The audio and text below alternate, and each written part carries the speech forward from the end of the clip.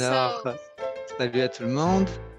to C'est le moment the second panel, de passer au deuxième panel, which is very close to the first one. dont le sujet est très I will proche de separate celui du both premier. Il a fallu que je with you sépare les while deux making sujets, this mais je crois second que panel very interesting. vous trouverez ce deuxième panel très The first intéressant panel is également. completely virtual. Il So sera in case présenté our à program distance. for the one who arrive a bit later, so we have Bon, program pour ceux outside qui sont and arrivés un peu also en retard, vous pourrez on ramasser on our un website. programme à l'entrée, mais vous pouvez Program. aussi le télécharger sur The notre second site web. panel is called Le deuxième Life panel Experiences Under s'intitule Scrutiny, Learning from l'examen Soldiers des and Others. expériences So vécues, you can already see apprendre how it des goes to soldats our et first des panel. soldates And we eux-mêmes et will elles-mêmes. begin Et on by va Jennifer commencer O'Neill. par Jennifer O'Neill. Alors, Thank you for having me. I merci really de appreciate m'avoir the invité. chance to present. J'apprécie beaucoup My name is l'occasion de vous présenter Jennifer le résultat O'Neill. de ma I'm an recherche. Je assistant m'appelle social worker Jennifer and O'Neill. assistant Je suis professor directrice de at l'école the de travail University of social et Maine. professeure adjointe à l'Université de la Nouvelle-Angleterre à Portland, dans le The title of Maine. my study was Le Acknowledging titre and de mon Appreciation of the Lived Experiences étude, c'est of Female Army Veterans Exploration Serving des During War expériences programs in vécues the United des States. anciennes combattantes dans les programmes de premier cycle So aux this research was États-Unis. to Le but explore the lived de l'étude, c'est experiences of d'explorer les 69 expériences military vécues veterans who have des enrolled anciennes in combattantes américaines qui Army se or sont Navy inscrites programs à post un the programme de premier conflict in the cycle US. après avoir quitté l'armée. This study had two Cette primary étude research était questions. basée sur deux grandes What is the lived questions. experience of Quelle est over l'expérience 700 female vécue Army veterans who des served during anciennes this war? combattantes And dans les also, what programmes de premier opportunities and cycle et challenges aussi do female quelles Army vets occasions describe et during défis their est-ce transition que ces to higher anciennes education? combattantes peuvent décrire pendant leur transition vers les This études study had pretty supérieures? wide Cette étude recruitment parameters. The était first basée being sur des paramètres de veteran recrutement Army assez larges. veterans. D'abord, il fallait que ce That soit was des a anciennes wide range in combattantes the United States, et actually, as ça opposed to women who dépend enlisted in the des front. corps d'armée That américains, means des armes the américaines qui forces where more sont women où il y a enlisted le in plus the de front femmes line. afin d'avoir So they had to be fully un educated bassin at any age, le plus étendu without possible. any C'était des enlist, so any anciennes training should be combattantes qui military. coupaient tout lien avec There was no l'armée de tout requirement for âge, deployment, toute spécialité and they had to receive professionnelle, the pas backup d'exigence de program déploiement et il post-separation fallait qu'elles se training. soient It inscrites could à have un been a programme de premier cycle specialized après avoir program quitté such as l'armée. a bachelor's Ça knowledge peut être un science. deuxième bac, mais The il sample fallait que ce soit au moins au niveau was an du bac. interesting sample. It was widely L'échantillon était represented. intéressant. Il était There were plus étendu 13 que women prévu, from 13 femmes service de 5 Vietnam era, cohortes 19 différentes, peacetime cohorte era du Vietnam, veterans, cohorte peacetime de la période de paix participants des in années major 80. war Ce n'était conflicts. pas vraiment une This période de was paix, mais il n'y avait pas de de Operation conflit Tropical déclaré. Storm and Operation L'opération Enduring Freedom. Tempête du désert, 7 women from 5 l'opération wars were Liberté the en Irak et respective l'opération Enduring phenomena that Freedom. opened up some really interesting Donc, cette conversations. différence d'âge, c'était inattendu, mais ça a permis des Veterans. échanges très Their intéressants, age notamment avec les ranged femmes in de la age corde from du the mid Vietnam. 20s to the L'âge mid variait du 60s. milieu des années 20, de la vingtaine jusqu'à la To give a quick soixantaine. breakdown on the methodology, this was a Alors, qualitative méthodologie, c'est une étude race phenomenology qualitative, methodology focusing on the lived méthodologie experience of these vets. phénoménologique We mettant took l'accent sur les women expériences that had served vécues. interviews, at least Et two chaque femme exercises, a and participé à une got entrevue different answers. semi-structurée, We enfin deux first entrevues revolved around semi-structurées avec un military intervalle de life, 2 semaines. civilian life, On a parlé du experience in temps higher passé dans education l'armée, la as well transition vers as la vie civile et experience l'expérience aux having études, ainsi que independent learning la and situation supervision and familiale formative experiences of et, their bon, life en before général, leur joining the expérience de service. vie avant d'entrer dans l'armée. So we were drawing on the work, I was On drawing on the se work of fiait multiple people. So the aux veteran travaux de experiences nombreux in the United States are a chercheurs. really under-researched topic. Les There's anciennes less combattantes aux research États-Unis, c'est un into sujet veterans très in higher peu education. développé So et we encore examined plus dans veterans les études population through a supérieures. different lens via the Donc, literature on a to get a sense of what cherché dans la motivated documentation vets for scientifique pour savoir completing quelle veterans perspective experiences. cadrait le We mieux found the avec work of Yuri l'expérience des Bronfenbrenner on his anciennes ecological combattantes. theory, which Bon, le travail focuses de on Huey system-wide Bronfenbrenner sur la théorie psychological development. écologique, donc Malcolm le Knowles comportement en on the fonction de concept of l'environnement, andragogy Malcolm Knowles driving et le important concept de psychological l'andragogie, evaluation of qui adult était learners. And un finally, concept feminist intéressant research on pour autism, les études which des goes adultes, et way ensuite into les what études does it féministes de take to Carol value Gilligan, qui something a the male experience and the male voice, and vu, flushed it constaté out que further la plupart des using our études étaient literature basées sur la and voix et l'expérience des experientially hommes, validated et elle voulait faire en psychosocial sorte que l'expérience et factors. la voix des femmes soient reconnues et validées. So after multiple rounds, Après 6 or 7 rounds of thematic coding, which really brought 6 the cycles de discussion codage down to kind thématique, of afin de résumer l'information à ces éléments les fondamentaux, on a ressorti 3 grandes conclusions. D'abord, la culture militaire, on en a un peu parlé déjà ce matin. C'est un monde en soi, hein, l'armée. Il faut apprendre à s'y adapter, à y survivre et quand on en sort et qu'on essaie de s'adapter à une autre culture, il faut tout réapprendre. Ces femmes aimaient le sens d'appartenance à l'armée et ça leur a manqué dans les études. C'était une approche dans l'armée basée sur l'esprit d'équipe, une approche structurée et qui laissait très peu de chance en théorie, au moins au hasard. La hiérarchie est une structure qui devient inconfortable et qui fait qu'on sait ce qui s'en vient, on sait quelles sont les règles du jeu, on sait comment s'adresser aux différentes personnes, alors que les études supérieures, c'est complètement déstructuré, et comme vous le savez très bien. Et, à chaque fois qu'on pose une question à quelqu'un, on a une réponse différente. C'est difficile d'avoir une vision générale. Plusieurs participantes ont eu du mal avec ce qu'on a appelé le rôle informel des relations et beaucoup de participantes ont parlé de choses du fait que les étudiants arrivaient tard, qu'ils n'étaient pas habillés, parfois même en pyjama. Ça les énervait beaucoup. Le deuxième sous-thème qui est ressorti, c'est l'expérience de transition. Ah, oui, bon, excusez-moi. Donc, deuxième sous-thème, c'est l'expérience de transition. Les participantes avaient le sentiment qu'elles n'étaient pas préparées à ce changement. Elles n'avaient pas été bien préparées à la sortie de l'armée.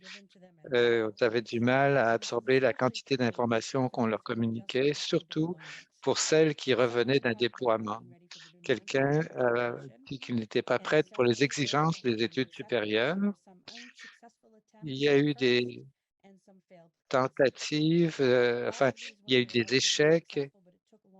Elles ont fini toutes par réussir, mais pour certaines, ça a pris plus de temps que d'autres à s'adapter aux études supérieures. Ça dépendait aussi de l'âge. Par exemple, j'avais Tara, elle s'est inscrite à 28 ans. Elle croyait qu'elle avait un cadre de référence comme adulte et elle a profité des services d'un mentor.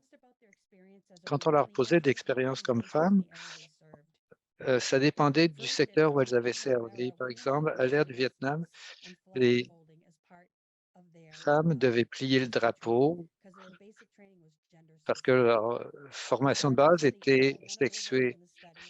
Aucune des participantes n'a considéré que leur sexe était un facteur limitatif, même quand la formation de base était difficile et que leur sexe se retournait contre elles. Pour revenir à ce deuxième sous-thème, le rôle des services aux anciens combattants, en général et dans les études supérieures,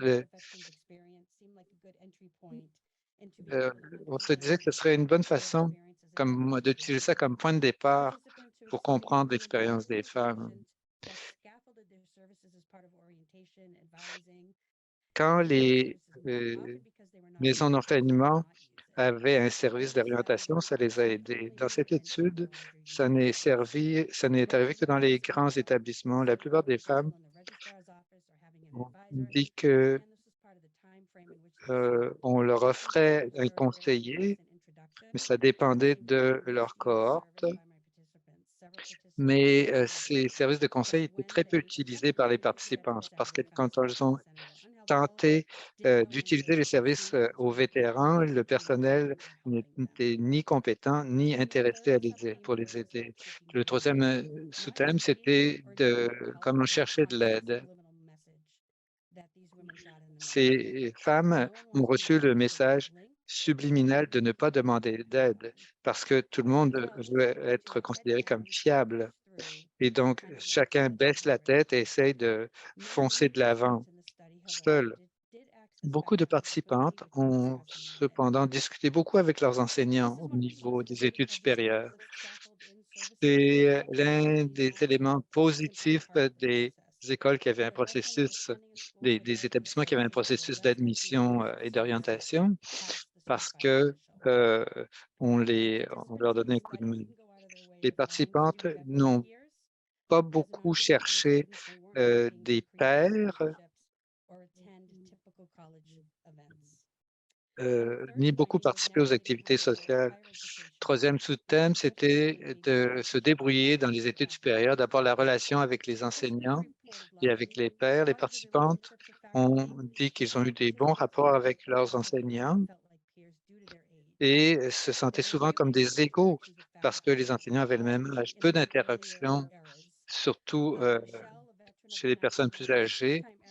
Michelle, une ancienne combattante des années 80, ont rencontré des enseignants qui avaient une mauvaise opinion des militaires en général et des femmes militaires en particulier.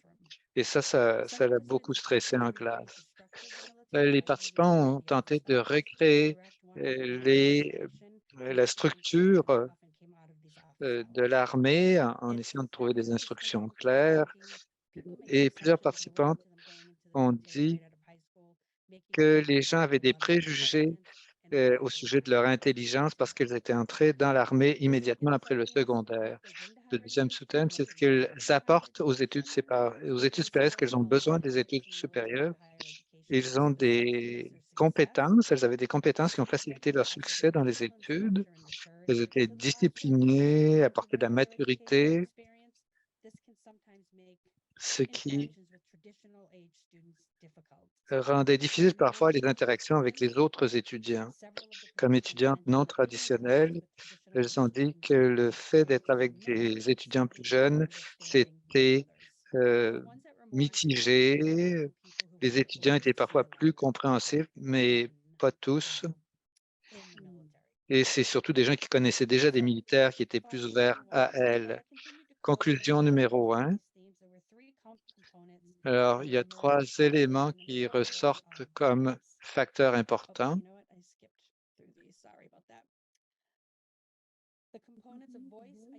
D'abord, la voix, l'identité et la culture ressortent de toutes les histoires et ne sont devenues visibles qu'à mesure d'étudier en profondeur.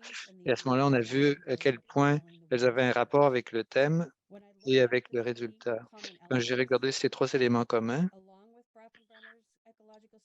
dans le contexte de la théorie écologique, j'ai bien vu quel rôle elle pouvait jouer.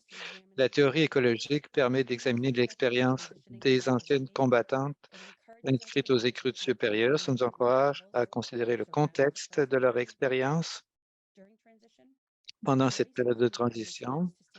La voix dans la perspective féministe nous permet de comprendre leur situation. Il faut comprendre le mouvement entre les identités, la force des identités et à quel point on peut détenir 2 identités simultanément. Et aussi, il y a un effet transculturel entre les 2 milieux. La transition vers les études supérieures, c'est une transition interculturelle, une expérience interculturelle qui a besoin de structure et d'encadrement. Et cette responsabilité assume autant à l'armée qu'aux établissements d'enseignement. Il faut comprendre, en fait, la transition que doivent traverser les anciens combattants, quel que soit leur sexe, et les considérer comme des étudiants non traditionnels. Ça, c'est la première étape. La transition n'est pas quelque chose qui se passe dans le vide, mais un événement qu'on doit considérer dans toutes sortes d'optiques. En utilisant le modèle écologique, on peut en faire une étude plus approfondie plutôt que quand on s'en tient à la théorie de la transition ou à la théorie de l'identité. Il y a toujours des conséquences, des observations. La recherche montre que les anciennes combattantes sont concentrées, ont des objectifs clairs, la transition est transculturelle, les maisons d'enseignement doivent être plus compréhensifs, les considérer comme des étudiants non traditionnels et se baser sur des modèles différents de ceux qu'on utilise aujourd'hui.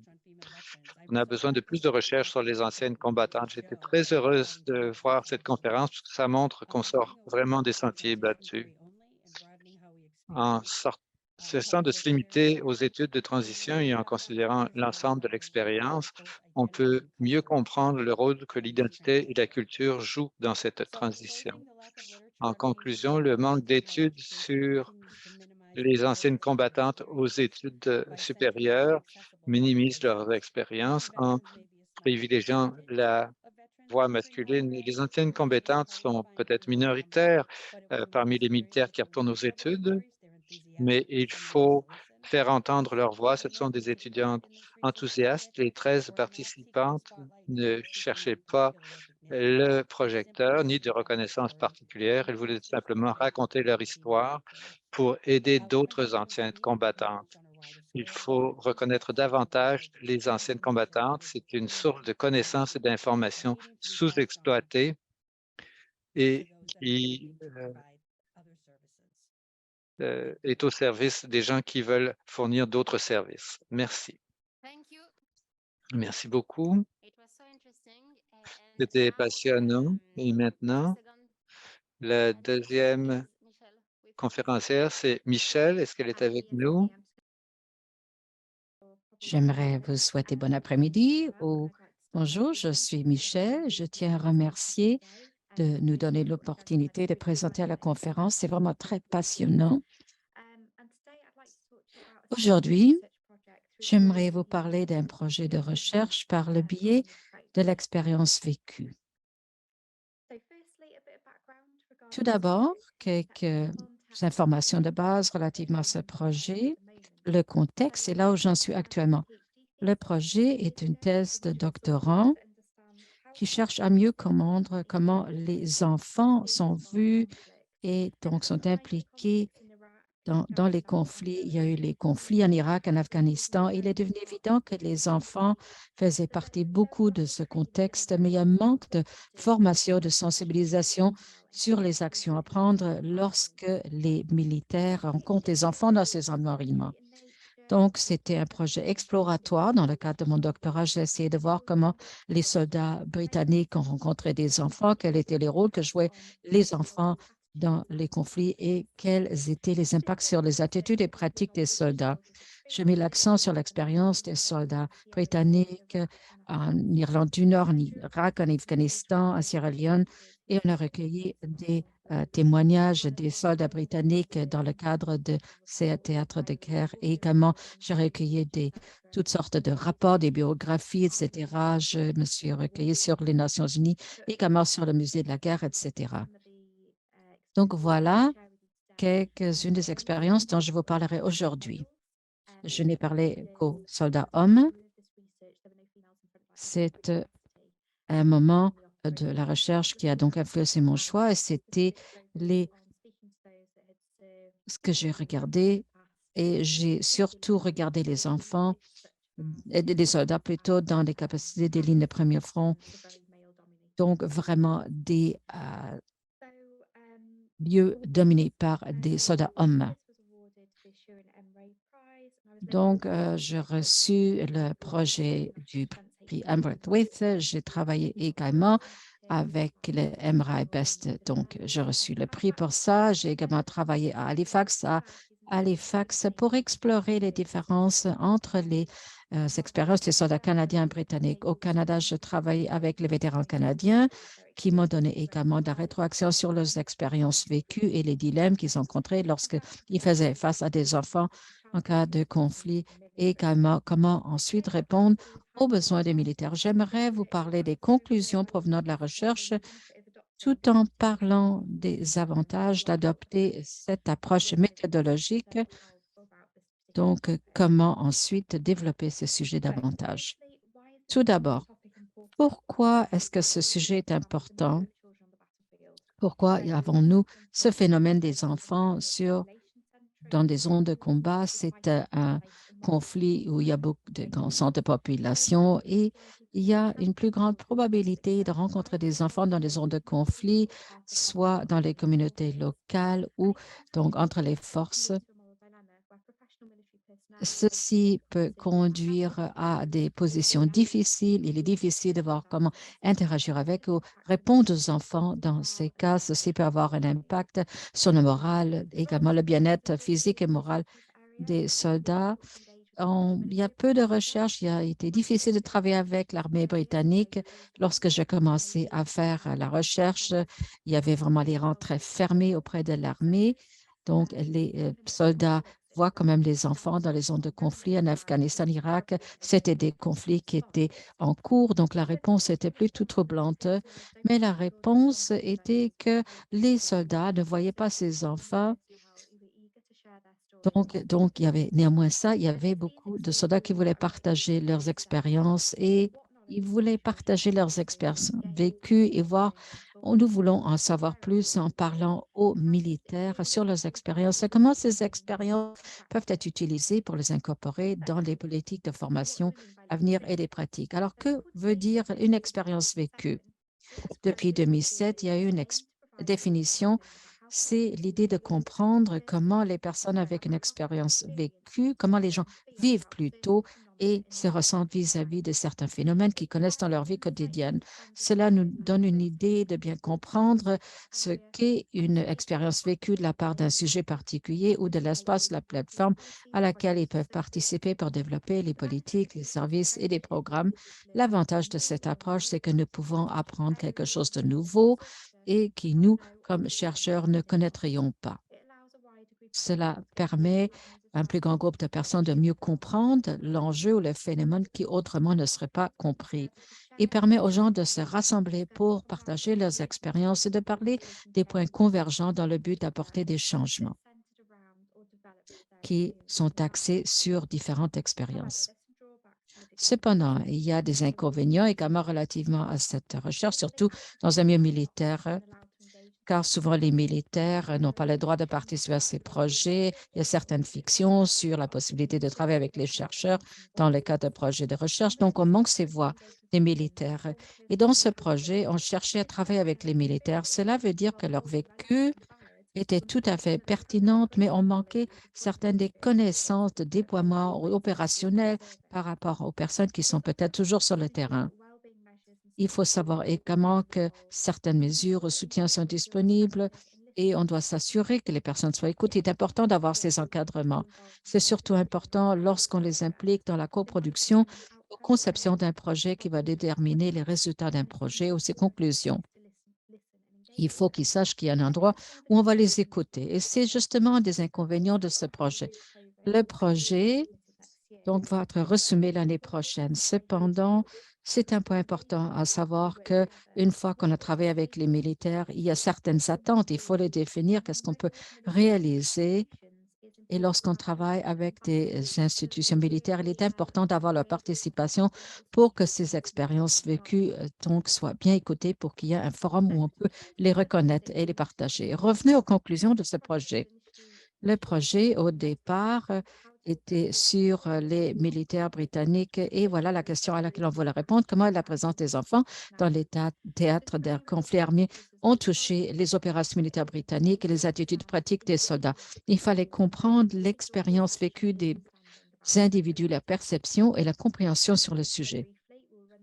Rapidement, quels étaient les objectifs, quel rôle jouent les enfants, comment on les en compte, quelles sont les opérations militaires, les attitudes vis-à-vis des enfants et comment changer les pratiques. Finalement, l'avenir, qu'est-ce que nous allons faire, quelles sont les voies possibles de résolution et il y aura ensuite une période de discussion. Mais avant de commencer, permettez-moi de vous donner la définition sur l'enfant soldat. Qu'est-ce que nous voulons dire par l'implication des enfants dans le conflit armé? C'est la définition du pari, c'est-à-dire toute personne de moins de 18 ans qui est traitée ou a été recrutée par une force armée ou un groupe armé dans toute capacité, y compris, mais ne pas étant limité aux enfants, des enfants et des garçons, des filles utilisés comme des combattants, des cuisiniers, etc., qui que ce ne ferait pas référence à un enfant qui prend actuellement part ou a pris part dans les hostilités. Quelles étaient les conclusions clés? Donc, les rôles joués par les enfants dans les conflits armés varient et tout dépend de la région. Mais il y a une différence entre la façon dont les soldats ont rencontré des enfants dépendant de la région dans laquelle ils se trouvaient. En Irlande du Nord, les enfants sont utilisés pour distraire le personnel militaire, donc lancer des projectiles et également pouvaient livrer de l'aide. Tous les enfants, des enfants plus âgés, semblaient porter des armes pour cacher des bombes ou d'autres appareils explosifs. En Sierra Leone, il y a également les enfants soldats typiques et il y a des jeunes enfants qui portaient également des AK-47 au poste de contrôle. En Irak et en Afghanistan, les enfants étaient des participants actifs ainsi que des combattants. Il est important de noter qu'il faut voir le point de vue des soldats relativement aux enfants qui étaient des participants actifs ainsi que des innocents qui étaient là comme observateurs. Et voilà un exemple des différentes façon dont on a rencontré des enfants en conflit armé et que c'est vraiment un langage très simple. Le jargon, si vous voyez des mauvais mots, ceci tient compte tout simplement de ce que l'ont vécu ces personnes. Voilà une expérience d'un soldat en Irak et il a vu que les enfants étaient utilisés comme des participants actifs. On a lancé une grenade au véhicule. Il disait que c'était un jeune adolescent. Un autre exemple, c'est un enfant qui est utilisé pour créer une diversion dans cette situation où il y avait une foule de personnes. Un autre exemple, l'envoi ici de l'Irlande du Nord, c'est dans les zones républicaines, il y a beaucoup d'animosité, littéralement on passe à travers avec un véhicule de patrouille, littéralement d'un point A à B, et il y aurait des jeunes enfants de 7 à 8 ans qui arrivent des grandes piles de roches ou de bouteilles et qui littéralement là, ils voulaient lancer. Et également, il y a des enfants également qui étaient au poste de contrôle, qui étaient responsables en Sierra Leone, où on indiquait qu'ils étaient au poste de contrôle en grande partie. Bon, et ça pétait un peu les bretelles, c'était beaucoup de machisme, beaucoup de testostérone. Et j'avais très, très peur chaque fois que je m'approchais de ces jeunes parce qu'on ne savait jamais ce qu'ils allaient faire. Également, il y a des exemples des enfants qui sont utilisés comme des kamikazes, comme boucliers humains. Il y a quelques exemples ici. Le deuxième exemple, c'était en Irak.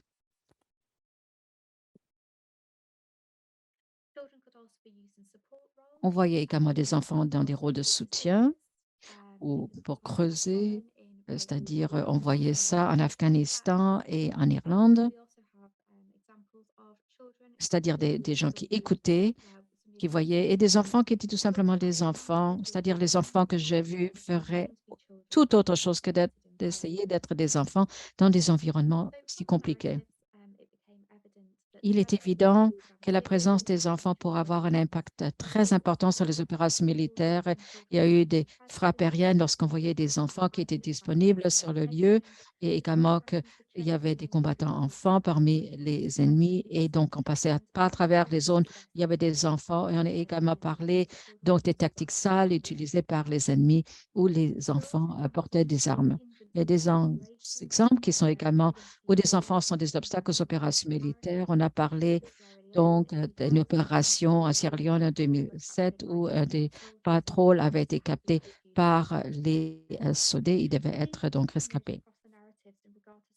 Et également, on a regardé les attitudes des soldats vis-à-vis des enfants. Il y avait une sympathie lorsqu'ils voyaient des enfants dans les zones de conflit. D'autres étaient frustrés, ils ne pouvaient pas les aider.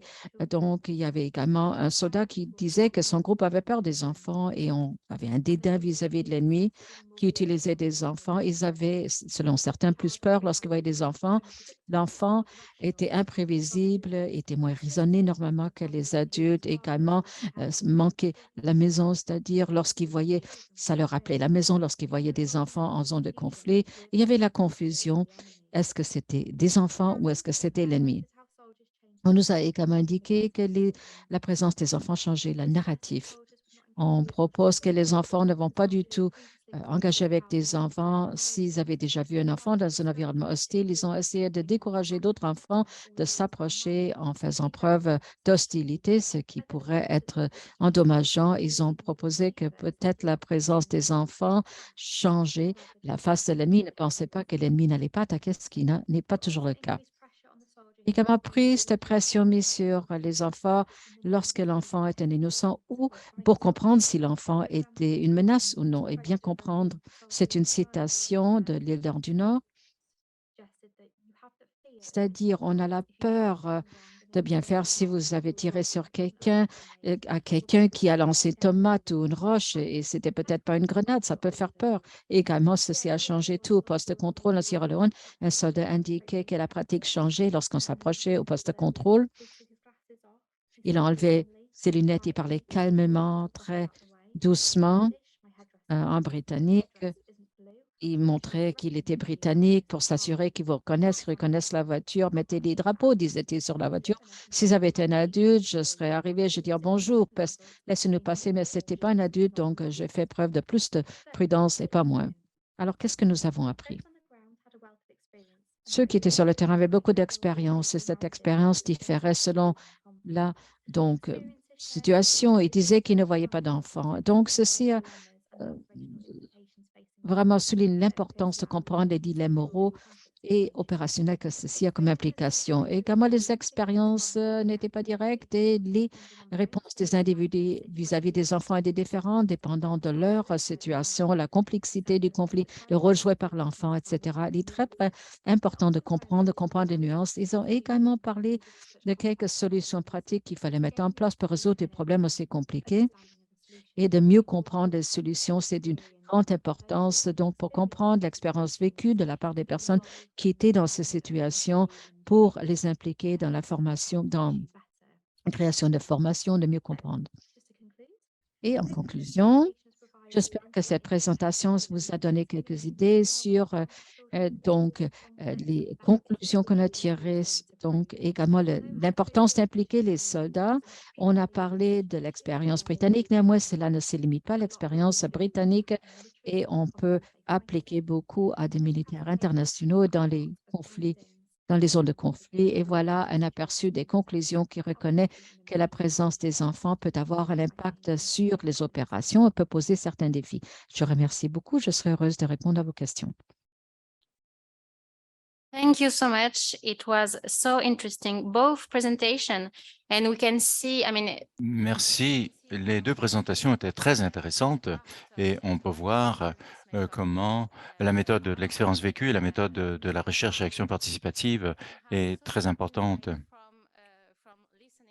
Et on peut beaucoup apprendre en écoutant les participants eux-mêmes. Je ne pense pas qu'il y ait de questions. Il n'y a qu'une question. Donc, y a-t-il des questions?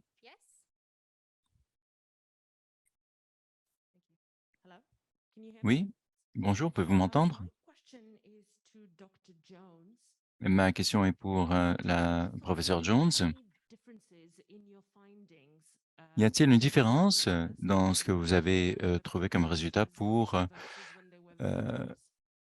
selon le statut de l'enfant? Est-ce selon que l'enfant avait commis un attentat ou était innocent? Les interactions sont toutes très différentes. Certains soldats ne pouvaient pas s'accepter et qu'un enfant pouvait avoir quelque rôle à jouer, que ce soit dans le conflit, que c'est l'ennemi qui avait contraint l'enfant d'agir ici, tandis que certains soldats reconnaissaient que certains enfants, surtout ceux qui étaient préadolescents, avaient peut-être décidé de prendre position par rapport à la présence des soldats. Ce qui était intéressant, c'était le niveau de sympathie manifesté à l'égard de l'enfant et ce qui joue beaucoup dans la perception du rôle de l'enfant.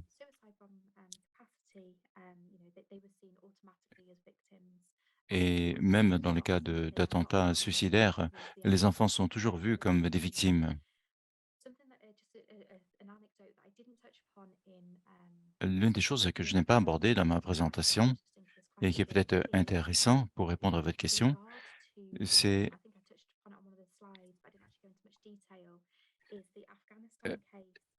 le cas en Afghanistan où l'armée nationale afghane, de concert avec les forces alliées et les troupes britanniques,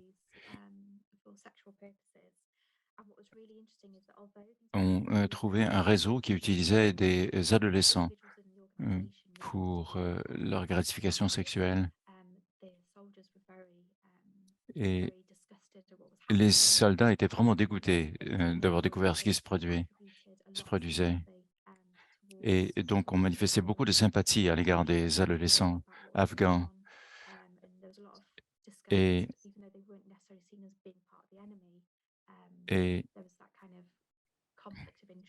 il y avait donc un conflit d'intérêts là.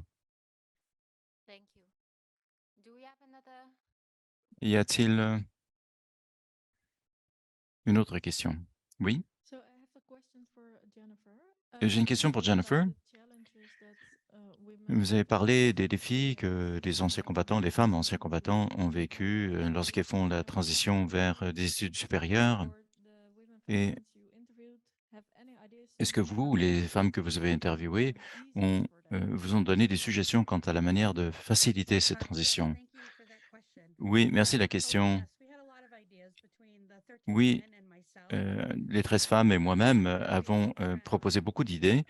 Certaines d'entre elles avaient à voir avec les établissements d'enseignement supérieur, à savoir comment ces établissements pourraient mieux comprendre et savoir comment orienter et accueillir les anciens combattants qui s'inscrivaient des études supérieures. Il y a beaucoup d'universités aux États-Unis qui ont des centres pour anciens combattants et qui s'attendent tout simplement à ce que le centre s'occupe de tout, y compris les phases administratives et les autres aspects de la transition. Et bien que ces centres jouent un rôle important, les universités doivent créer un programme d'orientation et former aussi les membres de la faculté pour dissiper les mythes au sujet des anciens combattants et comment les inclure dans la communauté. Et ça doit donc devenir une conversation à laquelle participent les administrateurs et le personnel enseignant pour mieux comprendre cette population, qui est maintenant une population importante. Les études supérieures sont un véritable point de transition pour les anciens combattants qui veulent se lancer dans une carrière civile. Merci. Le temps file. Donc, nous allons prendre une pause de 5 minutes et nous allons revenir pour le dernier panel de la matinée. Merci beaucoup à nos présentatrices.